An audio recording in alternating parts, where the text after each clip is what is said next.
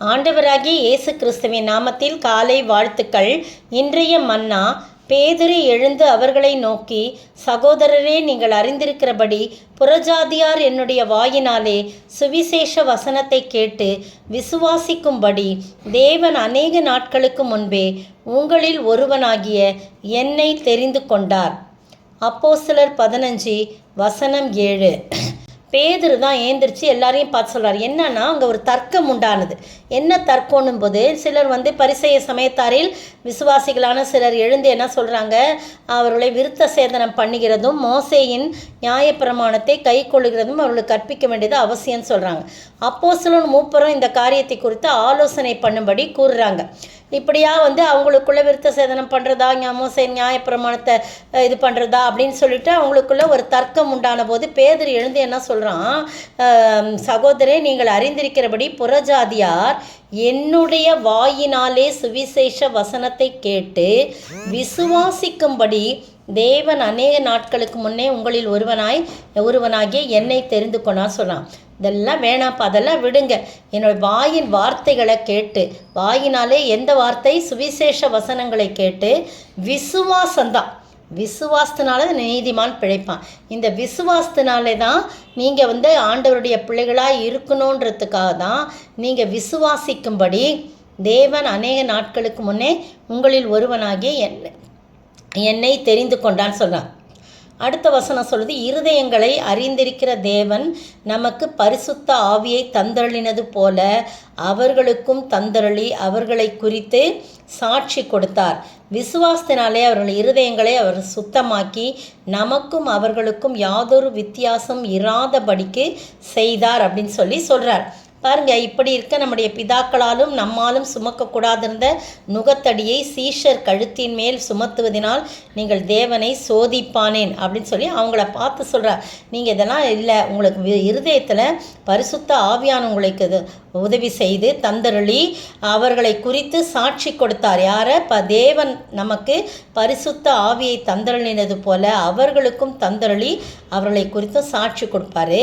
அதே மாதிரி விசுவாசம் எத்தனை தடவை வருது பாருங்கள். விசுவாசத்தினாலே அவர்கள் இருதயங்களை அவர் சுத்தமாக்குறாரு. நமக்கும் அவர்களுக்கும் யாதொரு வித்தியாசம் இல்லாதபடி கர்த்தர் எல்லாவற்றையும் சரியான முறையிலே செய்வார் அப்படின்னு சொல்கிறார். அப்போது உங்களை என்னையும் எதற்கு தெரிந்து கொண்டார்னு சொன்னால், நாம் ஆண்டவரை விசுவாசிக்க வேண்டும், அவருடைய சுவிசேஷ வசனத்தை மற்றவர்களுக்கு சொல்ல வேண்டும், சொல்லி அவர்கள் விசுவாசிக்கும்படியாக நம்மை அவர் தெரிந்து கொண்டார். பேதுருவை எப்படி தெரிந்து கொண்டாரோ அதுபோல நம்மையும் அவர் தெரிந்து கொள்ளும்படியாக நாம் ஆண்டவருடைய வார்த்தைகளுக்கு கீழ்ப்படுகிறவர்களாக, ஆண்டவரை பிரியப்படுத்துகிறவர்களாக, ஆண்டவரை எப்போதும் தொழுகிறவர்களாக, மகிமைப்படுத்துகிறவர்களாக, ஆண்டவரை எப்போதும் முன்வைக்கிறவர்களாக நாம் காணப்படும். எங்கெங்கெல்லாம் தர்க்கம் உண்டாகுதோ அங்கெல்லாம் நாம் எழுந்து ஆண்டவருடைய வார்த்தைகளை சொல்லி அதன் மூலம் அவர்கள் விசுவாசத்துக்குள் வளர ஆண்டவர் நம்மை எடுத்து பயன்படுத்துவாராக. ஆண்டவர் தாமே இந்த வார்த்தைகள் மூலமாக நம்மை ஆசீர்வதிப்பாராக. ஆமேன். நீர் என்னை நேசித்து தெரிந்தெடுத்தீர், அளவற்ற அன்பினால் பேர் சொல்லி அழைத்தீர். நீசன் என்னை மாபெரும் இரக்கத்தால் 100,000 துதிகளால் உம்மை போற்றுவேன், உம்மை போற்றுவேன்.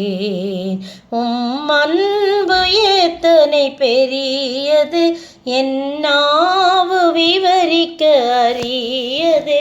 அதனாழ மகளமும் அளந்திட இந்த பூவின் மாந்தற்கு ஆகாதே. சோத்திரிக்கிற ஆண்டவரே, துதிக்கிற ராஜா, பேதுருவை எதற்காக தெரிந்து கொண்டீர்? ஜனங்களுக்குள்ளே உம்முடைய நாமத்தை, சுவிசேஷத்தை அறிவித்து அவர்களை விசுவாசத்திலே நடத்தும்படியாக எல்லாருக்கும் முன்பாக அவரை தெரிந்து கொண்டது போல எங்களையும் ஆண்டவரை தெரிந்து கொண்டு நாங்களும் உடைய ஊழியத்தை செய்து அநேகரை விசுவாசத்தின் பாதையிலே வழிநடத்த நீர் கிருபை செய்ய வேண்டும் என்று கர்த்தரும் மீட்பரும் ராஜாவுமாகிய இயேசு கிறிஸ்துவின் ஒரே நாமத்திலே ஜெபிக்கிறேன் பிதாவே. ஆமேன். நேற்றைய பதில், யூதர் கிரேக்கர் யாவரும் பாவத்திற்கு உட்பட்டவர்கள் என்பதை முன்பு திருஷ்டாந்தப்படுத்தினார்கள். ரோமர் 3:9. இன்றைய கேள்வி, யூதர் கிரேக்கர் பேச பயன்படுத்தும் உறுப்புகள் எப்படி இருக்கிறது என்று சொல்லும் 2 வசனங்களை மட்டும் குறிப்பிடுக. யூதர் கிரேக்கர் பேச பயன்படுத்தும் உறுப்புகள் எப்படி இருக்கிறது என்று சொல்லும் 2 வசனங்களை மட்டும் எழுதவும்.